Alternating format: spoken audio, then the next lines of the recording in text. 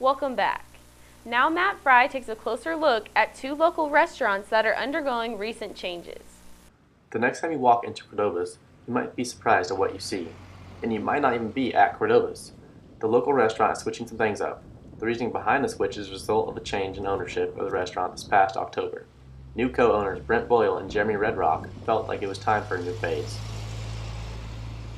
We had a contest in the school system, K through 12, to rename the building, and we finally have settled on a name, but we haven't released that to the student yet. So we'll be changing the name in the next month or so.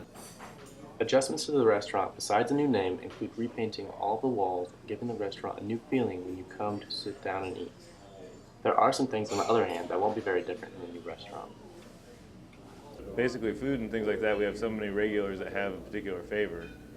Will be keeping the food very similar to what it was before. Cordova's has also incorporated Baker University students to help them with the change. Students in the digital media, publications and design, and marketing courses were all able to give the new owners ideas and suggestions for the different subjects in which the students specialize.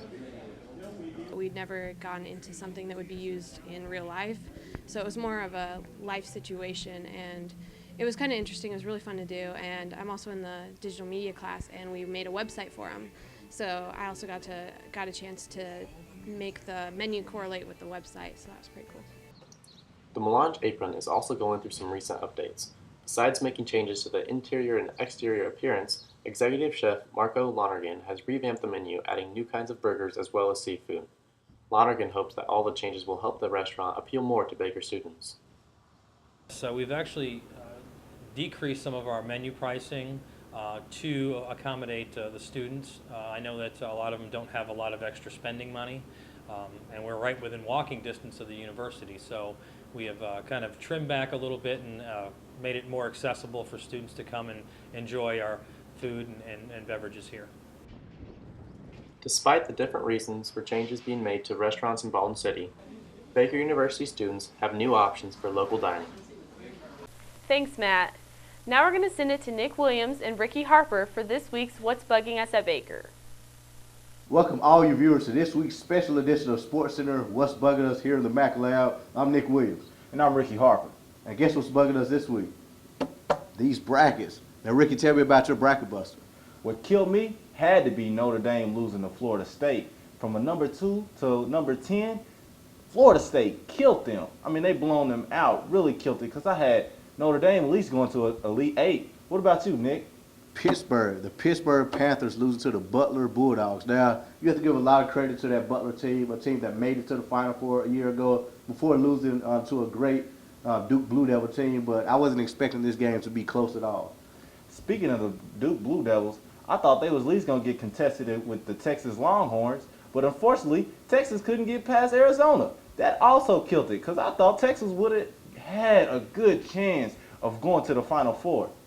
Now, you talk about a Texas team, but the team that surprised me the most is this Richmond team. Now, this is a Richmond team that beat a Vanderbilt team, a team from the SEC, a powerhouse, especially football, but also in basketball. But this team lost to a A10, Atlantic 10 team, and this team the following week beat a Morehead State team, which I felt was pretty good, and now they're going on to play your KU Jayhawks, so I feel that's going to be a good game too. So you Jayhawk fans, don't think that's going to be a blowout.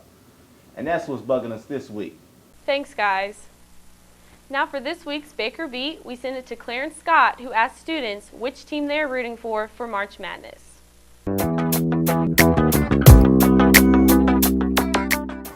Thanks for joining me this week on the Baker Beat. I'm your host, Clarence Scott. With us being right in the heart of March Madness, we took the time to catch up with students to see which NCAA schools they were rooting for.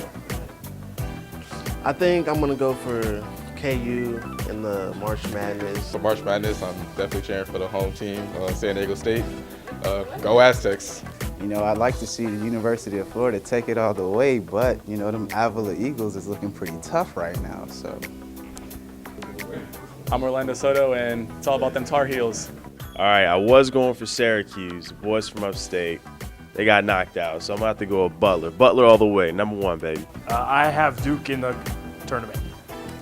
I was rooting for Missouri myself, but since that didn't really work out, I'm going to go for Ohio State. I haven't really been watching the March Madness a whole bunch, but I've been hearing a lot about VCU. They're the underdogs, but I think I want them to win because they're not expected to, but I think it'll be good for them to win. With many people's brackets already being crushed, it will be interesting to see who will make it to the finals. This has been Clarence Scott on the Baker Beat.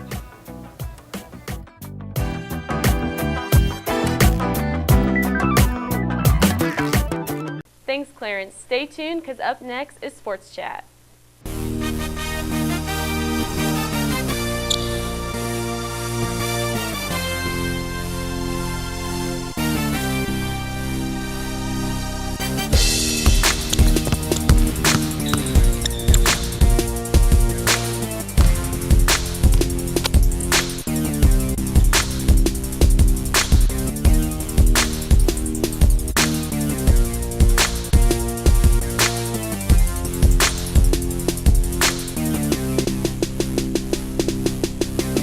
It's Orangeline.